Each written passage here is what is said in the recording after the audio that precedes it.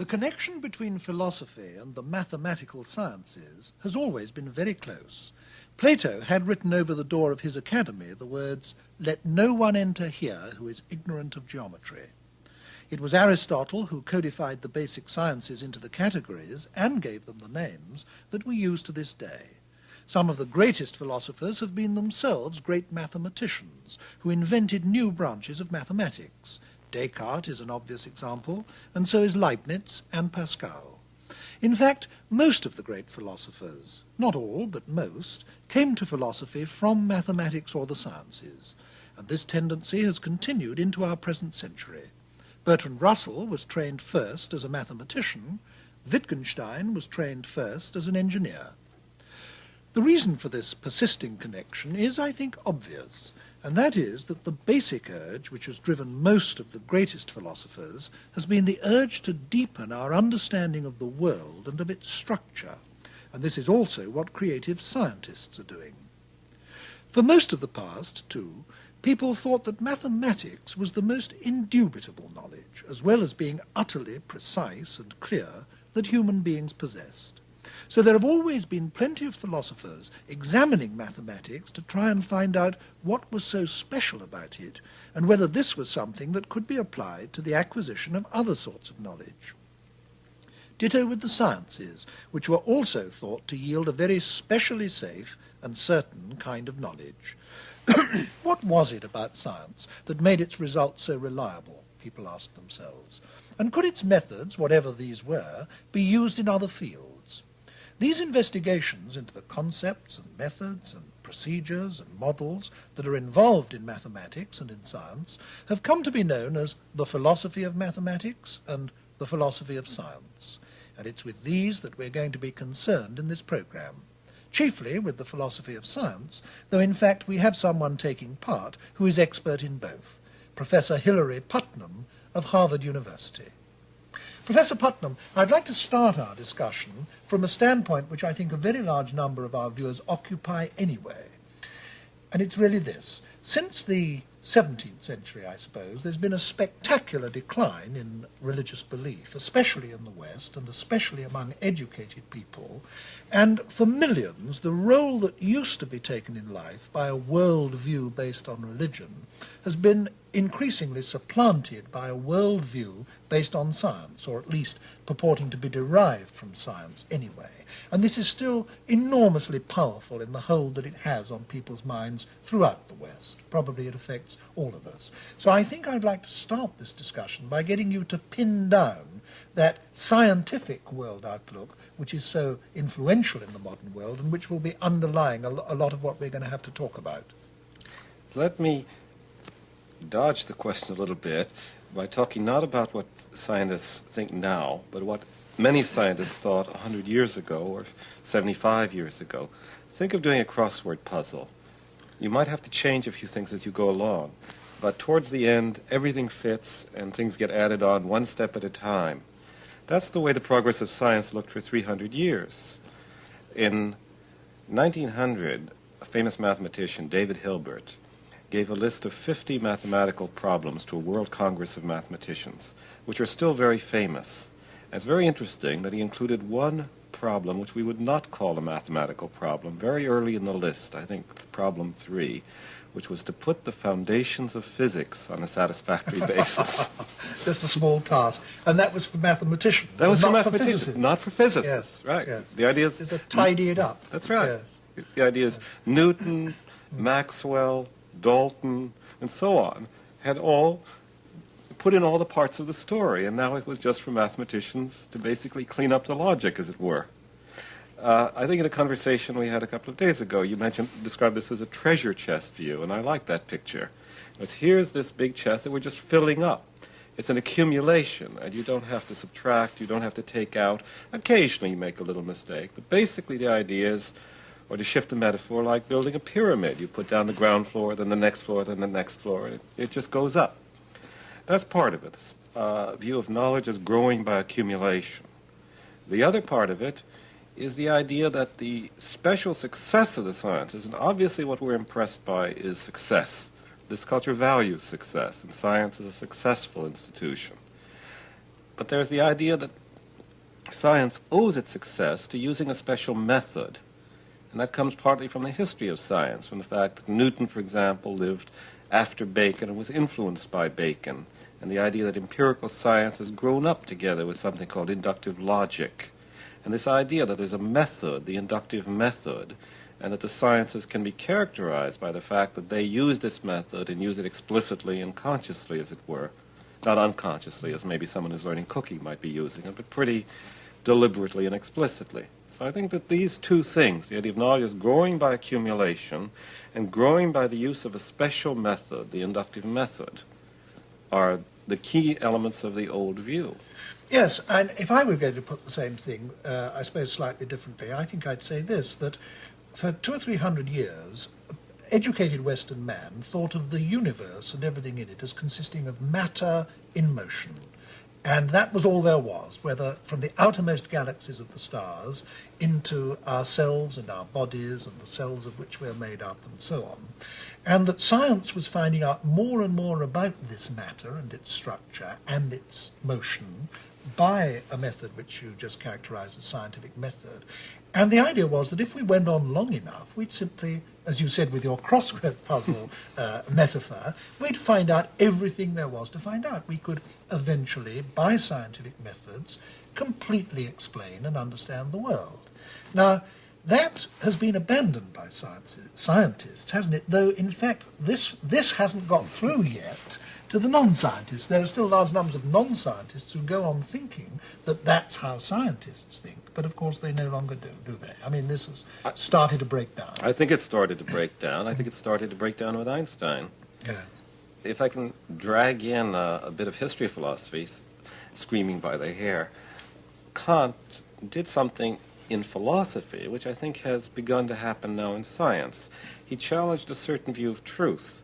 Before Kant, no philosopher really doubted that truth was simply correspondence to reality. I mean, there are different words. Some philosophers spoke of agreement. But the idea is a mirror theory of knowledge. Today, I think, Kant said, it isn't so simple. There's a contribution of the thinking mind. Sure, it isn't made up by the mind. Kant was no idealist. It isn't all a fiction. It isn't something we make up. But it isn't just a copy either. What we call truth depends both on what there is, on the way things are, and on the contribution of the thinker, the mind.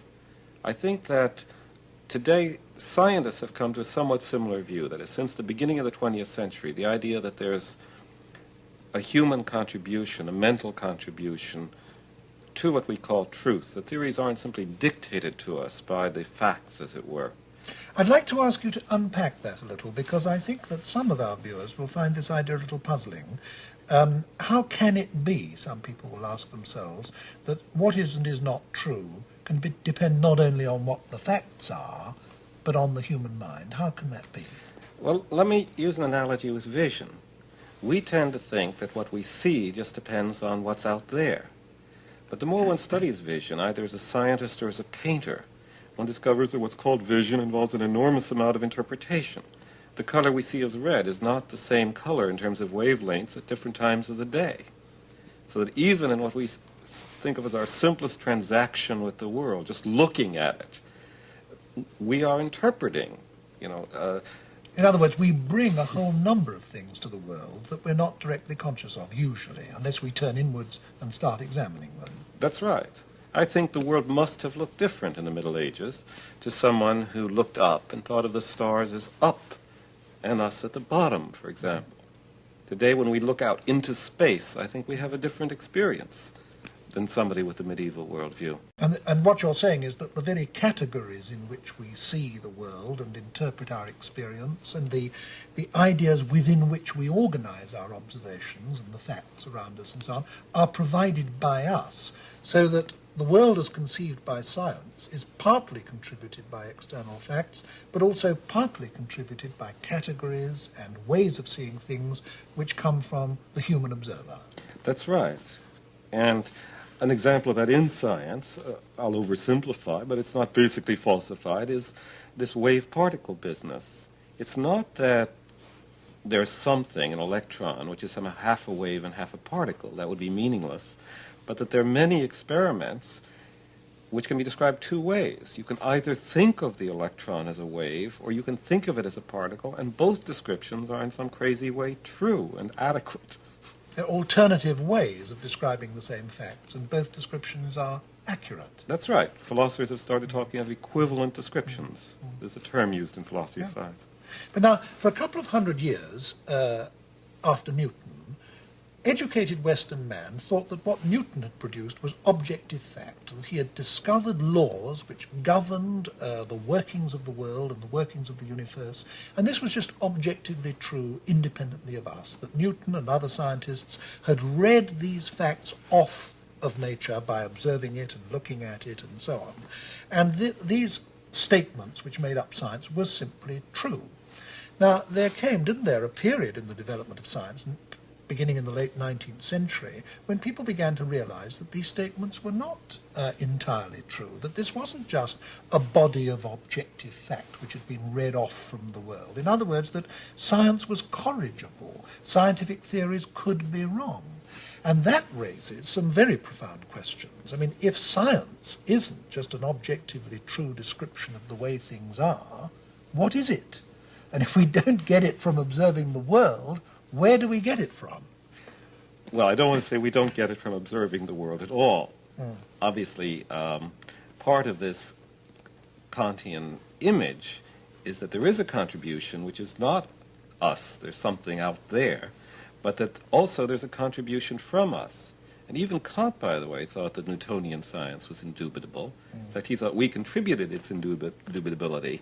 The step beyond Kant is the idea that not only is reality partly mind-dependent, but that there are alternatives, and that the concepts we impose on the world may not be the right ones, and we may have to change them, that there's an interaction between what we contribute and what we find out. But now, what was it that made people begin to realize that this basic conception of science as objective truth was wrong, that science was corrigible, that science was fallible? I think it's that the older science turned out to be wrong where no one expected it to be wrong, not in detail, but in the big picture.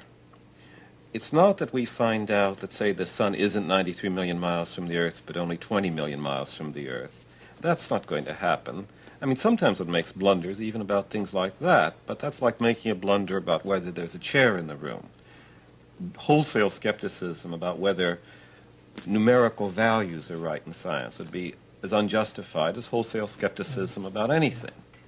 But where the newer theories don't agree with Newton is not over the approximate truth of the mathematical expressions in Newton's theory. Those are still perfectly good for calculation.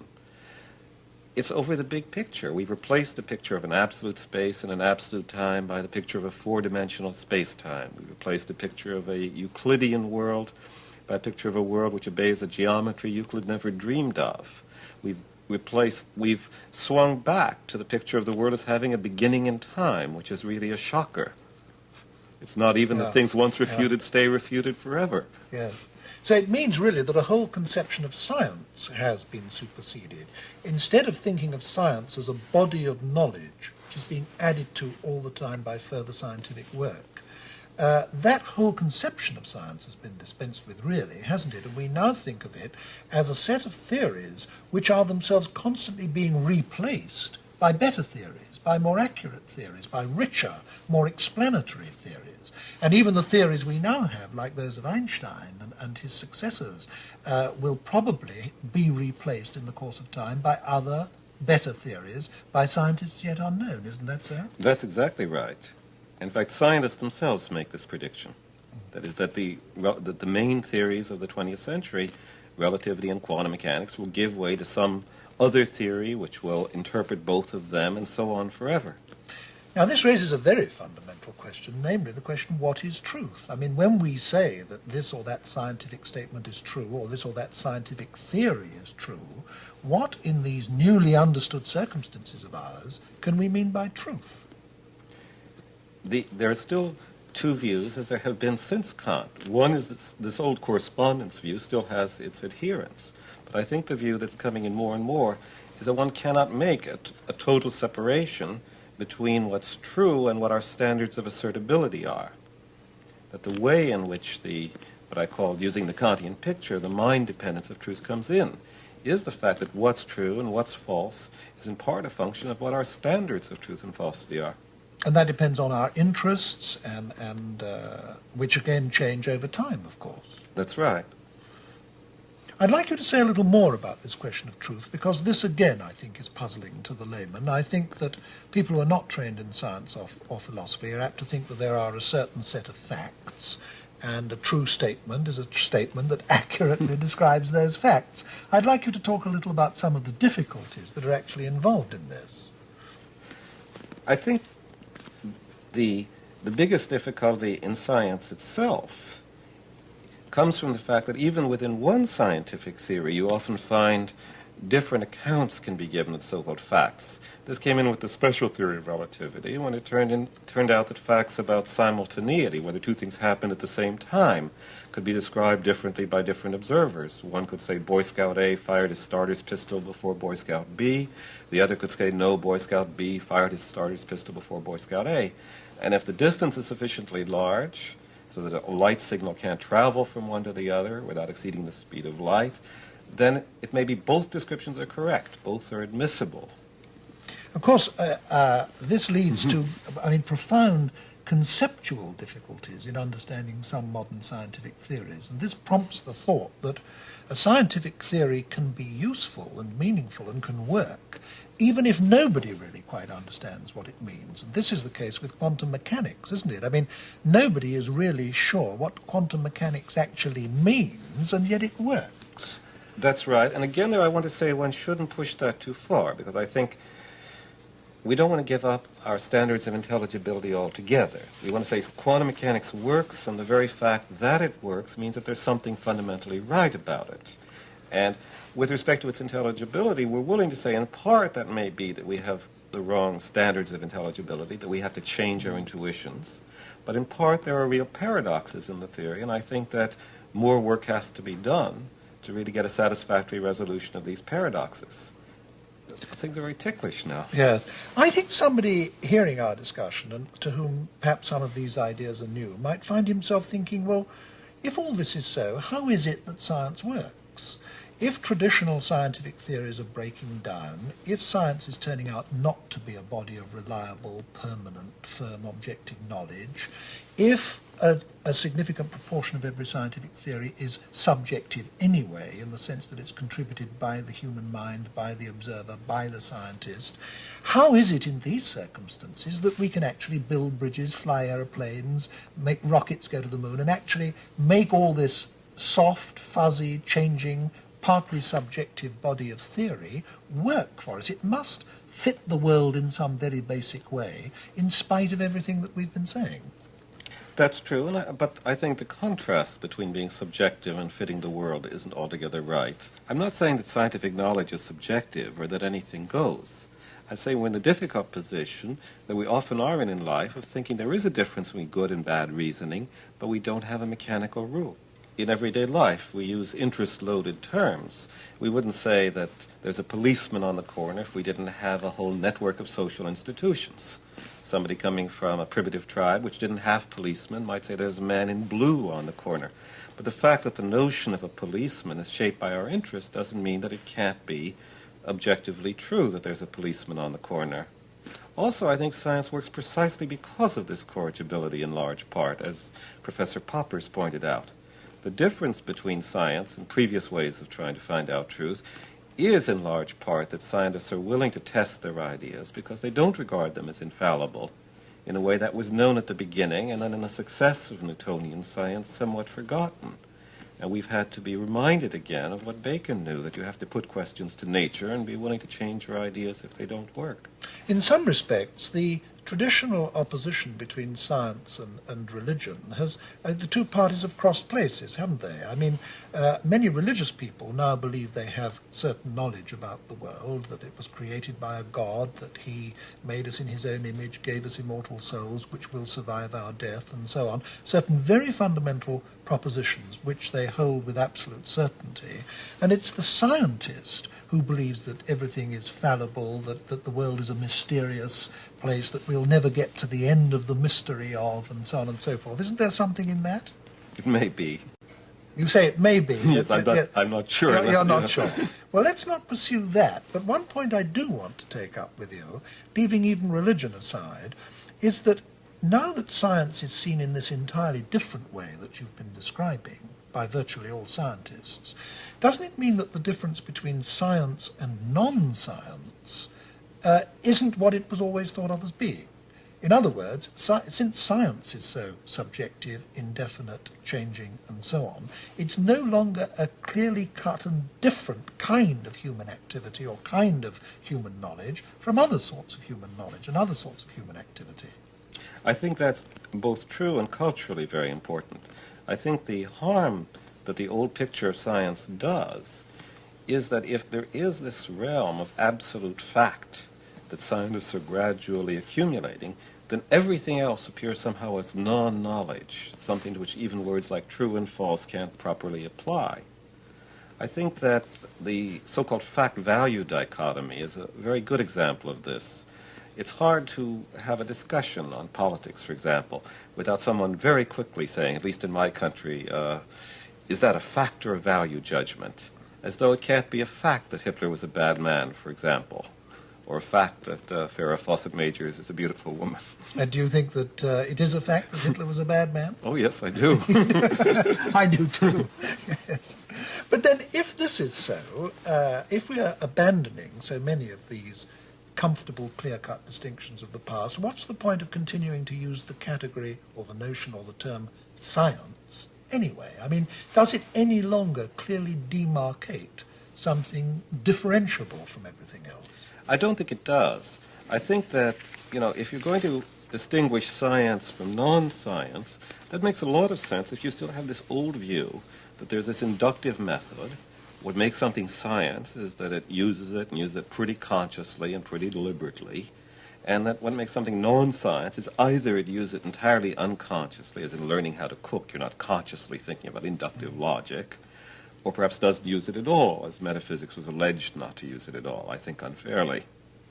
But both say that there's a sharp line between, say, practical knowledge and science, and to say that the method which is supposed to draw this line is rather fuzzy, something that we can't state exactly, and attempts to state it, by the way, have been very much a failure still.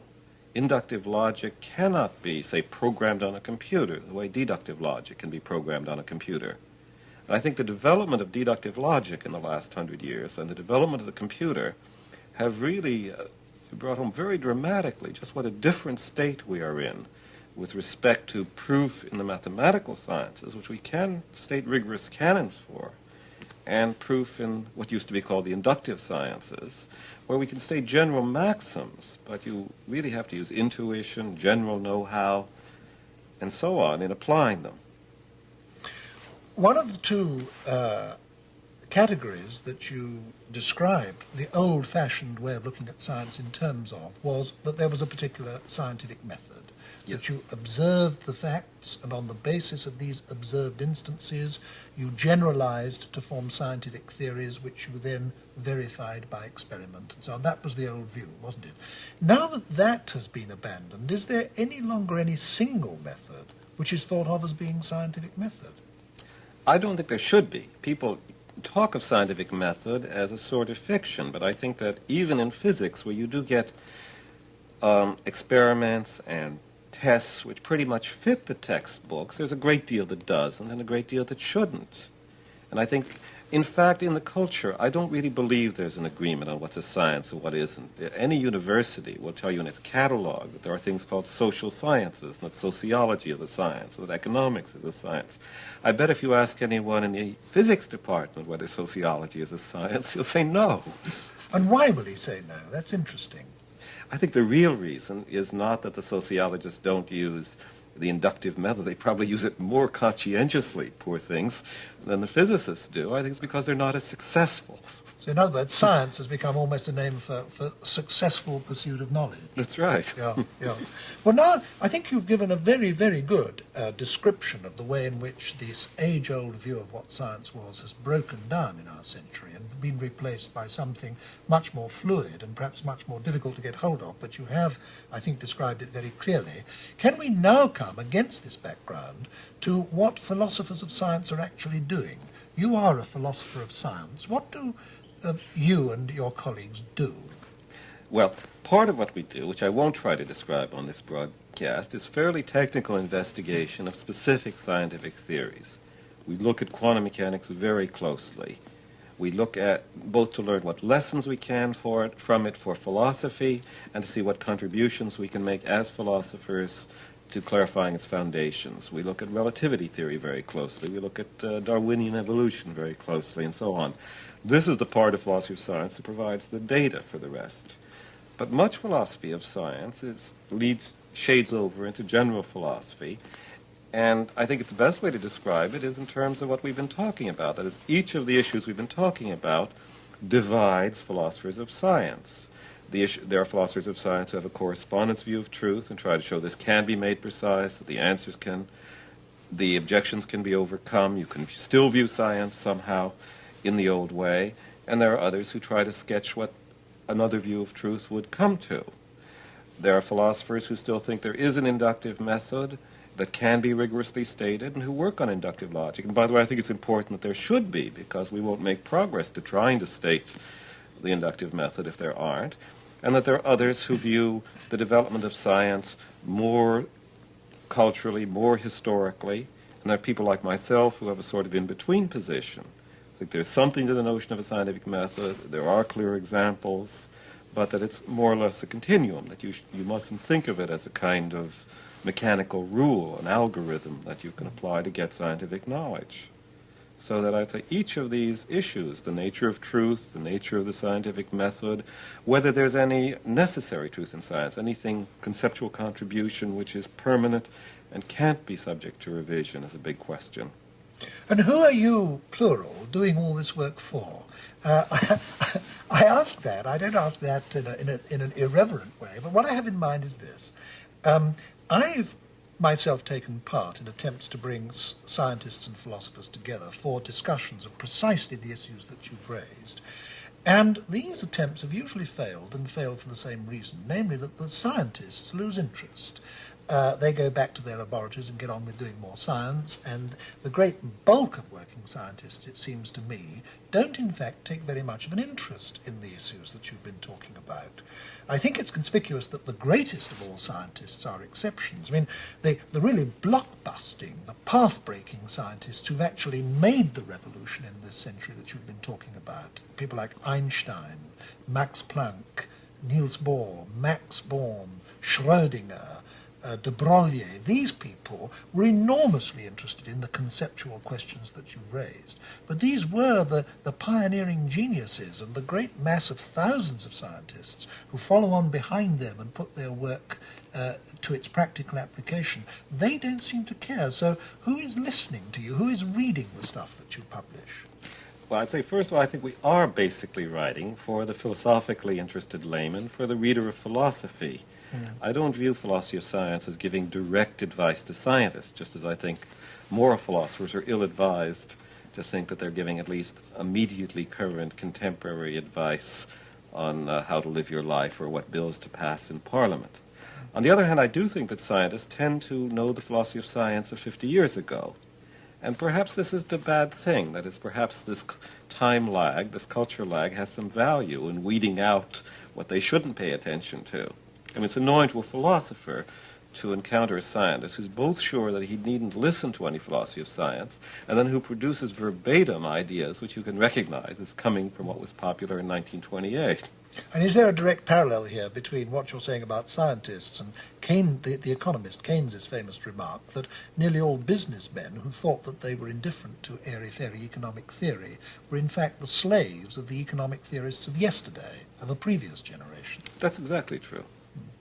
I suppose another parallel one could make would be to say that the account that ordinary language users give of language and their use of language would be extremely unsophisticated, simply because they take it for granted and have never thought about it.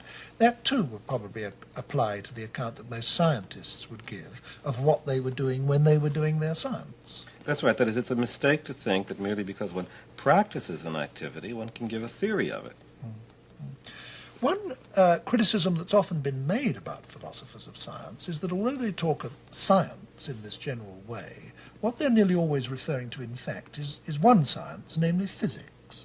Now, it's true, isn't it, that the science in which the most exciting developments have probably taken place in the last 20 years, anyway, has been not physics, but biology.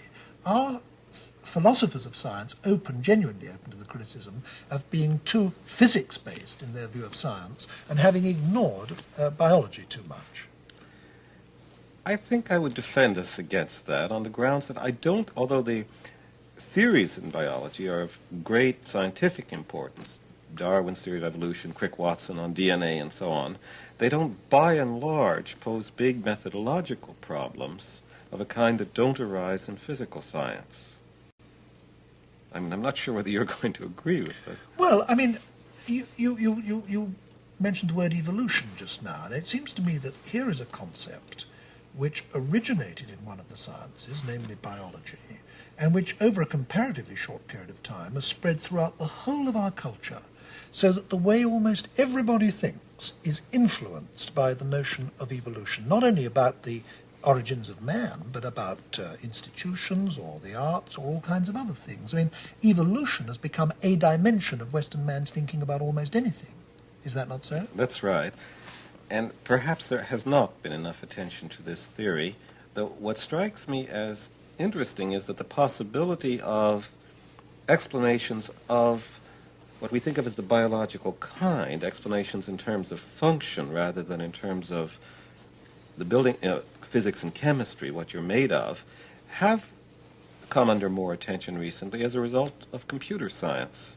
Now this does raise something I'm particularly interested in when you talk of computer science, and that is the interaction between our technology, in the case of computers, and philosophy. Not just science and philosophy, but technology and philosophy. I mean, computers were originally constructed on the basis of a self-conscious analogy with the human mind, weren't they?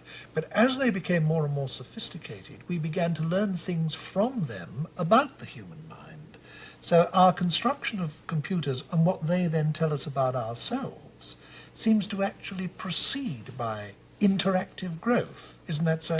That's right. And today, this is one area, by the way, in which philosophers are in close contact with scientists. That is, the fields of linguistics, cognitive psychology, computer science, and philosophy of language today interact constantly. People send papers to one another, not because someone tells them to. There are conferences at which specialists in these fields meet together, again, not because someone decided there should be some cross-fertilization. The interesting thing about the computer case, if I can stick with it for a moment, is one might have thought that the computer, the rise of the computer, would encourage a certain kind of vulgar materialism. The idea, so after all, we are machines, so after all, everything about us can be explained in terms of physics and chemistry. Paradoxically, the real effect of the computer on psychology and on philosophy of mind has been a decrease in that kind of reductionism. See, the thing about the computer is that when you work with computers, you very rarely have to think about their physics and chemistry. There's a distinction that people draw between their software, meaning their program, their instructions, their rules, the way they do things, and their hardware.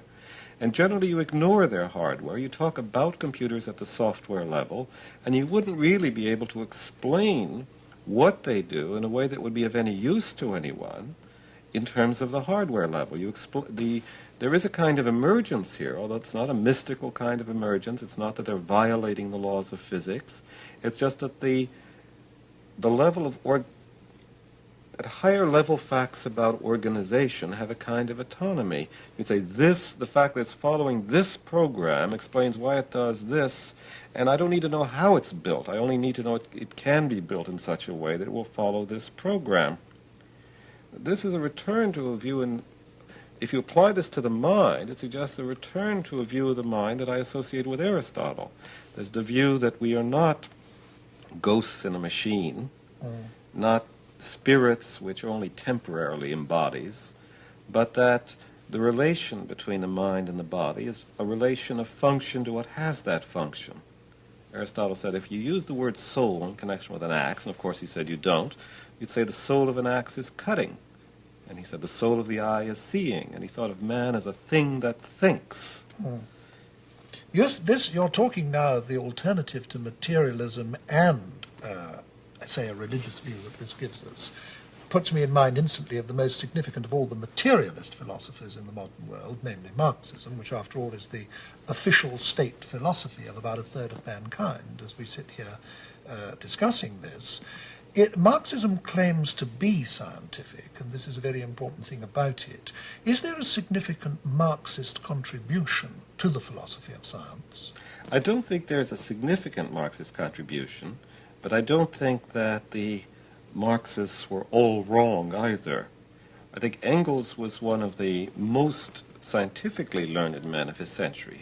He got a number of things wrong, but he had an immense general scientific knowledge.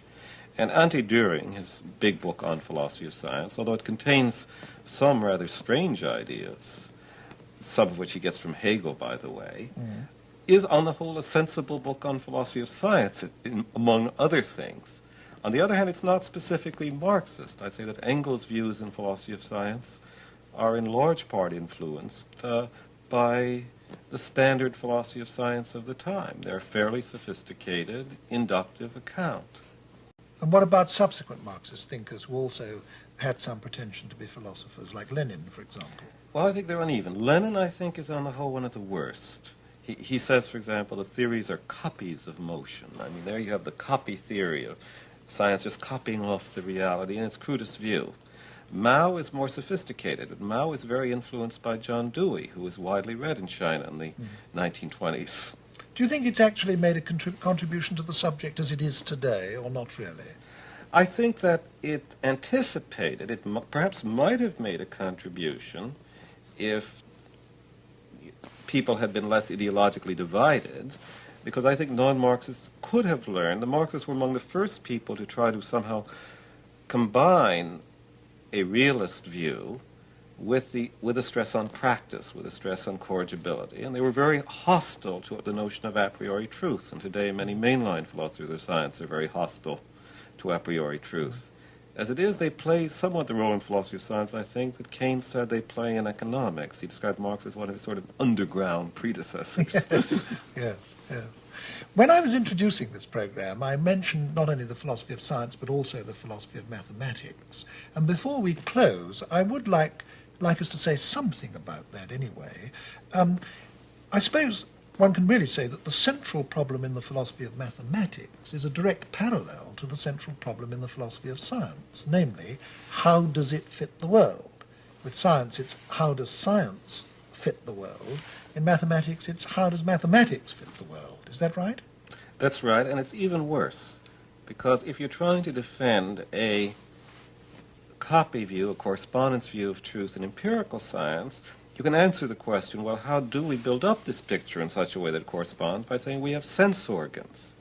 As I mentioned before, that's not a total answer because there's a tremendous amount of interpretation involved in simple seeing and simple hearing. But if you're talking about numbers and sets, and someone says, okay, if mathematical knowledge is simply some kind of a copy of the way numbers are and the way sets are and the way other abstract objects that mathematicians study are, the question then, what sense enables us to see how they are? What is a number? Yes.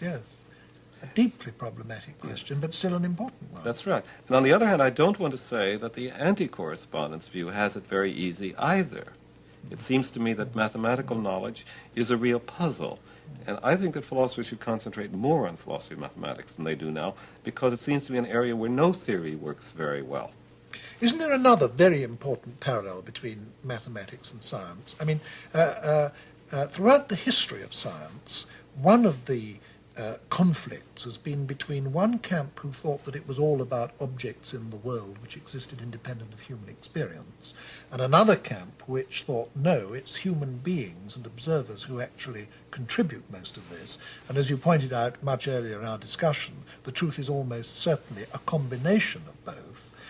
There is a long-standing dispute in mathematics, isn't there, between one body of people who think that mathematical knowledge is something that's, so to speak, inherent in the structure of the world, and we derive it from the world by experience and observation, and another body of mathematical thought that says, no, no, no, mathematics is a creation of the human mind, which we then try to impose on reality, like a grid, as it were, on a landscape. Isn't that so? That's right. The latter story is attractive because of the sense organ problem, but it doesn't seem to work either because it seems that we're not free to impose any mathematics or any logic we want. Almost anyone would admit that at least you have to be consistent. And what's consistent and what isn't somehow something we can just make up or decide. As when we try to stress conventionalist accounts, subjective accounts, we come up against the objectivity of mathematics. When we try to stress the objectivity of mathematics, we come up against another set of problems. I think we can learn a lot more than we now know about human knowledge and about scientific knowledge by going further into this area. Talking of where we're going from where we are, so to speak, I think the most interesting way in which you could end this discussion, Professor Putnam, would be by talking about what you regard as the most interesting problem areas of the moment, and therefore, I take it, the most likely growth areas for the immediate future in both of the subjects we've been discussing, philosophy of science and philosophy of mathematics. Okay, I think that if I'm allowed to confine my prediction to the immediate future, because we know that long-run predictions are always false, but in the immediate future, I would expect philosophy of mathematics to be a growth area and philosophy of logic. I would expect philosophy of physics, I think, to decline somewhat from its central place in philosophy of science, although I think part of it touches philosophy of logic. The question, the astounding suggestion, has actually come forward in connection with quantum mechanics, that we may have to change our logic, our view of what the true logical laws are, in order to really understand how the world can be quantum mechanical. And I think this side of philosophy of quantum mechanics, that touches philosophy of logic, will be a hot discussion area. But more generally, I think areas which we almost don't think of as philosophy of science that become philosophy of language and philosophy of mind, like these questions about computer models of the mind, computer models of language, and these more general questions about theories of truth, the nature of truth, the nature of verification, how science can be objective even though there's not a rigorous scientific method. I think these questions will continue to be the staples of the field. One thing that worries me about this whole area is its relationship to the educated layman, I mean, which in a sense is the person our discussion has been for. After all, it's now over 70 years since the 25-year-old Einstein published the theory of relativity, and I'm sure you'll agree with me that it's true to say now that the great majority of educated people with higher educations, university degrees and so on, still have scarcely any idea of what this is all about, and it's done very little to actually influence their view of the world. Isn't there a danger that now science and mathematics are simply racing ahead, and the whole new range and world of insight that is giving us into the universe in which we live simply isn't filtering through to the non-specialist, or not filtering through anything like fast enough? That is a danger, but it's one that something can be done about.